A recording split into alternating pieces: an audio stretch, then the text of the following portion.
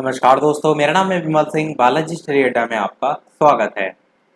तो कहीं ना कहीं इतनी याचिकाएं जो है वो पड़ रही हैं, उसके मद्देनजर देखते हुए डीएलएड 2018 बैच की जो चतुर्थ सेमेस्टर की परीक्षा है उसे आगे पोस्टपोन किए जाने के चांसेस जो है वो बन सकते हैं। क्या सारी चीज़ें हैं उनकी हम बात कर लेते हैं। तो यहाँ पर जो आप यहाँ पर कोर्ट केस देख पा रहे हैं, तो ये जो है वो लखनऊ खंडपीठ जो है वहाँ पर बैक प्रकरण के संबंध में श्री लवकुश कुमार, यहाँ पर जो आप नाम देख पा रहे हैं, इनके द्वारा जो है वो एक याचिका दायर की गई।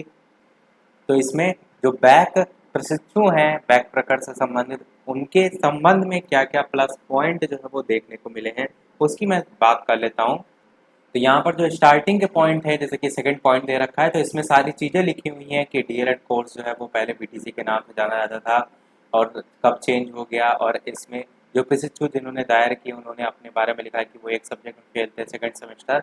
ये सारी चीज़ें इसमें लिखी हुई हैं। और यहाँ पर सबसे नीचे यदि आप इसी पॉइंट में आएंगे तो तारीख जो लिखी हुई है 16/9/2020, इसी के संबंध में याचिका दायर की गई है। ये जो 16/9/2020 है, इसी तारीख को आपका उत्तर प्रदेश सरकार के द्वारा जियो जो है वो जारी किया गया था प्रमोट के संबंध में।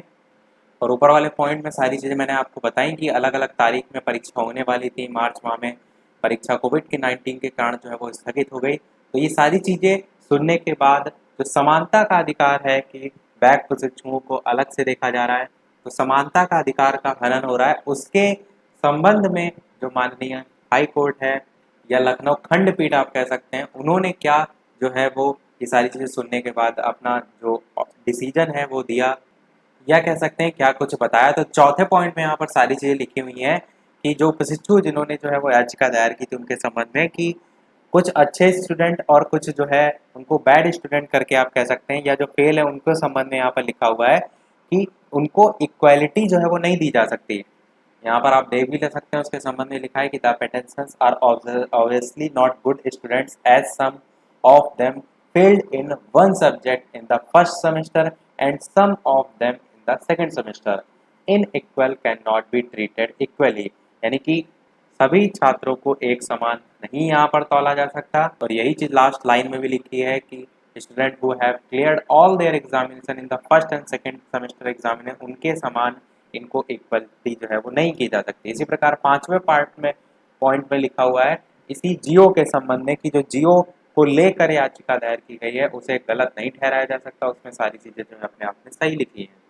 पर जो छठा पॉइंट है वो बैक प्रशिक्षुओं को राहत देने के लिए लिखा है कि however this court finds that जो रिस्पॉन्डेंट्स हैं उनका बैक पेपर जो है ऑलरेडी शेड्यूल किया जा चुका है, जो कि first and second semester with effect from 30/10 यानी कि 30 तारीख को जो है वो 30 तारीख से लेकर 7 तारीख तक के बीच। और it would be appropriate that the petitioner to be allowed to take their back paper examination, यानी कि जो बैक पेपर से संबंधित छात्र उनके बैक पेपर जो है उनके कराए जाएं और जो उनका रिजल्ट है वो 9/11/2020 से पहले जो है वो दे दिया जाए। और साथ में ये भी बताया गया है कि जो 7 तारीख है उसको सैटरडे है, यानी कि जहां पर आपके बैक पेपर समाप्त हो रहे हैं, 9 तारीख को जो है वो मंडे है, और जो 8 तारीख है उसको आपका नॉन वर्किंग डे यानी कि संडे है। तो जो रिजल्ट यहाँ पर निकलने के चांसेस है वो कहीं ना कहीं बहुत कम है।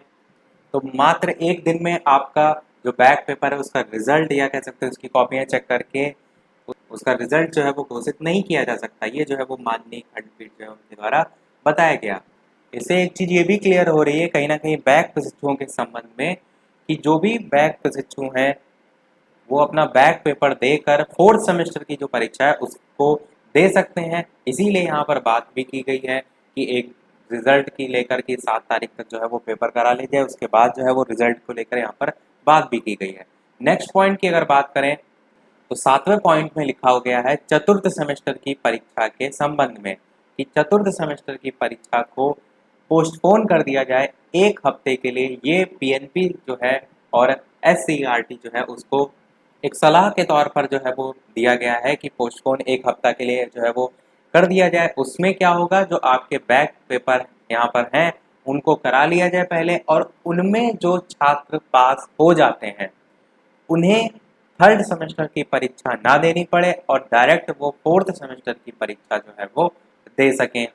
इसी के संबंध में देखिए नेक्स्ट पॉइंट में यहाँ पर लिखा भी गया है कि who clear their back paper examination to appear along with regular student in the fourth semester, यानी कि जिनकी बैक जो है वो क्लियर हो जाती है वो फोर्थ सेमेस्टर की परीक्षा जो रेगुलर स्टूडेंट है उन्हीं के साथ दे सकते हैं। If and when they are able to clear their back paper examination, केवल और केवल तब जब वो अपना बैक पेपर जो है वो क्लियर कर लेते हैं।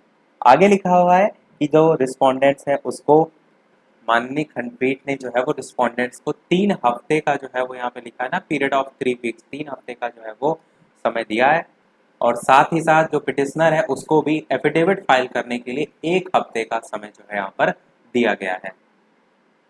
और 9वें और लास्ट पॉइंट में लिखा हुआ है कि जो रिस्पोंडेंट्स हैं उसको फोर्थ सेमेस्टर की परीक्षा पोस्टपोन करने के लिए यहाँ पर बात की गई है कि आप जो है इसको देखिए, इसको कंसीडर कीजिए और अपने अनुसार जो है जो भी यहाँ पर आप निर्णय लीजिए उसको बताइए, ताकि यहाँ पर लिखा है ताकि जो बच्चे हैं यानी कि जो भी प्रीसियस टाइम है उनका further persistence in at their careers as teachers, यानी कि जो भी टीचर हैं यानी कि जिसने पेटिशनर जो है वो दायर की है और सिमिलरली स्टूडेंट सिचुएशन जो कैंडिडेट है यानी कि उसी के समान जो और भी उसी से संबंधित छात्र हैं सेम कंडीशन से संबंधित, उनका जो टाइम है वो ना वेस्ट हो, उनका करियर ना वेस्ट हो, उसी के संबंध में सारी चीज़ें लिखी हैं। तो मुख्यतः फोकस किस पर किया गया है तो आप यहाँ देखेंगे फोर्थ सेमेस्टर की परीक्षा पोस्टपोन करने पर जो है यहाँ पर फोकस किया गया है। तो यही था हमारा ओवरऑल अपडेट। क्या इसमें आगे सूचना अब आएगी, क्या जो है आगे परीक्षा बढ़ेगी, वो सारी सूचना आपको आगे आने वाले समय में जो है वो पता चल जाएगी। तो आज वीडियो में इतना ही। वीडियो पसंद आया हो तो लाइक अवश्य कीजिएगा, नए हैं चैनल पर तो सब्सक्राइब जरूर कीजिएगा। और इस टॉपिक पर यदि आप कुछ कहना चाहते हैं तो वीडियो के मेन कमेंट में टाइप करके अवश्य बताइएगा। मिलते हैं अगले वीडियो में नए टॉपिक के साथ। तब तक नमस्कार, थैंक यू फॉर वॉचिंग।